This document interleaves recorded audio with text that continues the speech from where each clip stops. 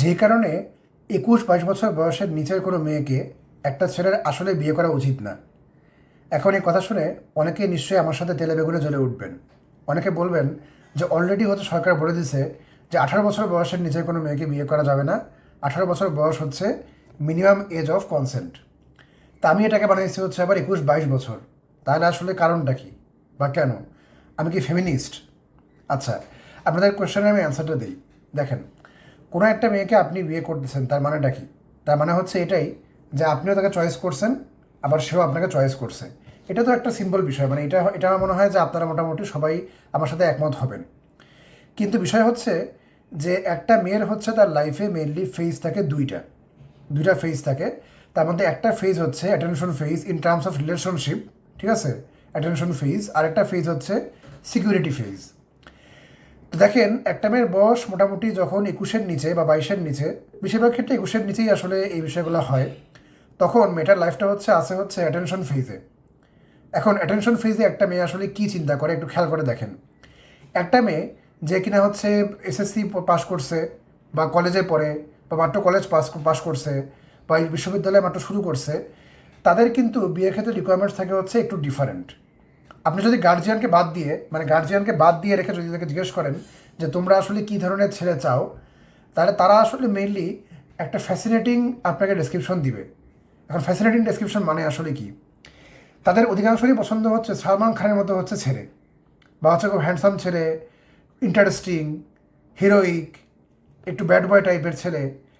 এই টাইপের ছেলে মোটামুটি 21 বছর বয়স বা তার নিচের যেসব মেয়ে আছে তাদের খুব পছন্দ। এখন বিষয় হচ্ছে তাদের এই পছন্দটা খুব ড্রাস্টিক্যালি চেঞ্জ হয় তারা যখন 22 বছর বয়সে পদার্পণ করে, বা মনে করেন যে 21 বছর বয়সে একটা পর্যায়ে যখন তাদের মধ্যে একটা রিয়েলাইজেশন আসে তখন।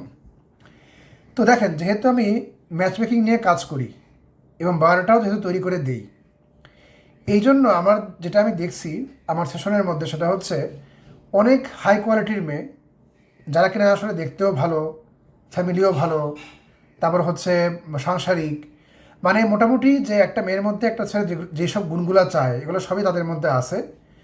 এখন আমি দেখছি যে তাদের বয়স মোটামুটি 22-23 এবং তাদের সবার রিকোয়ারমেন্টই আসলে ফ্যাসিনেটিং কিছুই নাই। তারা সবাই কমনলি যেটা চায় সেটা হচ্ছে লাইফে স্টেবিলিটি এবং সিকিউরিটি। খুব ভালো মতো খেয়াল করেন, আমরা যারা হচ্ছে মানে ছেলেরা, আমরা স্পেশালি যারা, আমরা যখন আড্ডা দিই বা কথা বলি, তখন অনেক সময় আমরা হচ্ছে গভর্নমেন্ট জবকে কটাক্ষ করি। আমরা বলি আরে কি সবাই বিসিএস দেয়, গভর্নমেন্ট জব করে, কি আছে এর মধ্যে, এগুলো আমরা বলি অনেক সময়। কিন্তু বাস্তবতা হচ্ছে দেখেন, গভর্নমেন্ট জব হচ্ছে যে স্টেবিলিটি এবং সেন্স অফ সিকিউরিটি দেয়, এটার জন্য আসলে যেসব মেয়ের বয়স 22+, তারা আসলে পাগল, ঠিক আছে? তারা আসলে ইনহেরেন্টলি বিশ্বাস করে, এটা আসলে তারা নিজেরাও জানে না, আমি একটু ভেঙে বলি, সেটা হচ্ছে একদম আদিম যুগ থেকেই যেহেতু মেয়েরাই অবভিয়াসলি প্রেগনেন্ট হচ্ছে এবং মেয়েরাই হয়তো সন্তানের দায়িত্ব মেলে নিচ্ছে, স্পেশালি সন্তানের বয়স 3-4 বছর হওয়ার আগ পর্যন্ত। তো এই যে pregnancy, from pregnancy to 3-4 years old of the child, মানে 3-4 বছর বয়স পর্যন্ত, এই যে সময়কালটা, এই সময়কালে আসলে মেয়েদের অনেক বেশি সিকিউরিটি দরকার পড়ে। কারণ এই সময়টা তারা হচ্ছে ভালনারেবল। তারা অ্যাকচুয়ালি জানে না যে কীভাবে আসলে নিজেকে আসলে প্রোটেক্ট করবে এবং নিজের বাচ্চাকে আসলে প্রোটেক্ট করবে।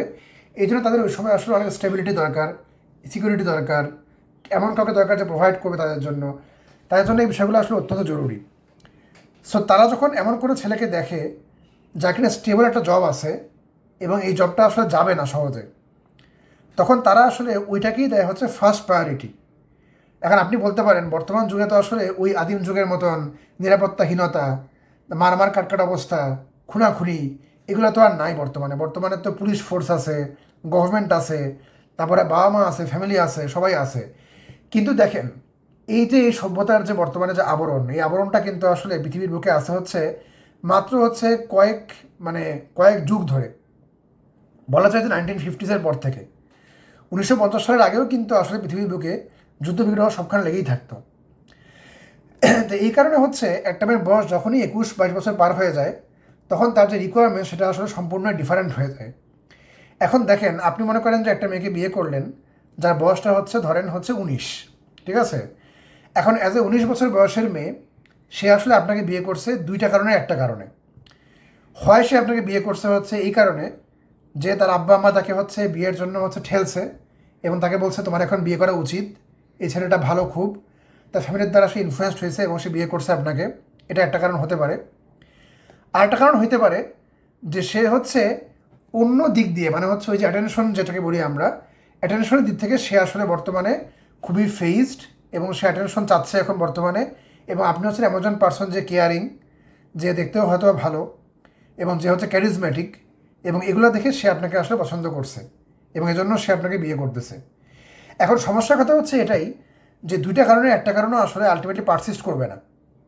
তার বয়স যখন 22 বছর ক্রস করে যাবে তখন সে চিন্তা করবে যে আমার হাজব্যান্ডকে আমাকে এনাফ সিকিউরিটি দিতে পারবে, আমার লাইফে কি সে এনাফ ইকোনমিক স্টেবিলিটি আনতে পারবে। যদি সে না আনতে পারে, সে কেন আনতে পারতেছে না, সে কবে আনতে পারবে, সে কবে একটা ভালো জব করবে, সে কবে একটা ভালো বিজনেস করবে, সে কবে একটা স্টেবল লাইফ আমাকে দিবে, এই কোয়েশ্চেনগুলো চলে আসবে।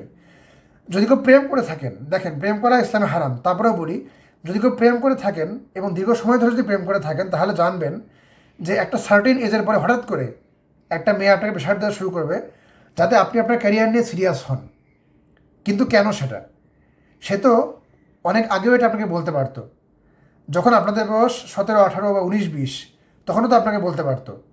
হঠাৎই যখন তার বয়সটা 21 ক্রস করছে তখন সে হঠাৎ করে ক্যারিয়ারের প্রতি এত ফোকাসড হয়ে গেল কেন, কী এমন ঘটলো যার কারণে তার রিকোয়ারমেন্টসে এত চেঞ্জ। তো কাজেই যেই মানুষটাকে সে পছন্দ করছিল তার বয়স যখন 19, 20 ছিল তখন হয়তোবা সেই মানুষটাকে তার খুবই বিরক্ত লাগবে যখন তার বয়স 22 ক্রস করবে তখন। আর প্রথম যে বিষয়টা বললাম যে আব্বা আমার পছন্দে বিয়ে করা, এটা তো আরও মারাত্মক। এই ক্ষেত্রে সে 1 বছরের মধ্যে আপনার প্রতি আসলে বোর ফিল করবে এবং আলটিমেটলি যে লেভেল অফ অ্যাটেনশন একটা মেয়ে থেকে আপনি ডিজার্ভ করেন বা যে লেভেল অফ কেয়ার একটা মেয়ে থেকে আপনি ডিজার্ভ করেন বা আপনি চিন্তা করেন বা এক্সপেক্ট করেন, এইটা আপনি আর পাবেন না। কারণ সে এখন চিন্তা করতেছে যে আসলে এরকম ছেলে তো আমি আসলে আমার লাইফে চাইনি। তো কাজেই আব্বা আমার পছন্দে মিলাই বিয়ে করা হোক বা তার নিজের যে হচ্ছে অ্যাটেনশন ফেজের যে স্পেশাল পছন্দ, সেই পছন্দ থেকে বিয়ে করা হোক, দুটোর কোনোটাই আসলে আপনার জন্য খুব একটা আসলে সুখকর অভিজ্ঞতা বয়ে আনবে না।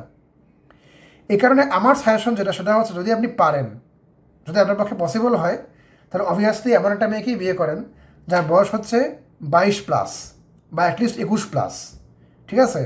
এখন অনেকেই আমাকে বলবেন যে 22+ মেয়েকে বিয়ে করব, তো এখন মেয়েরা তো খুব কম বয়সেই বয়স্ক হয়ে যায়, তাহলে আসলে উপায়টা কী?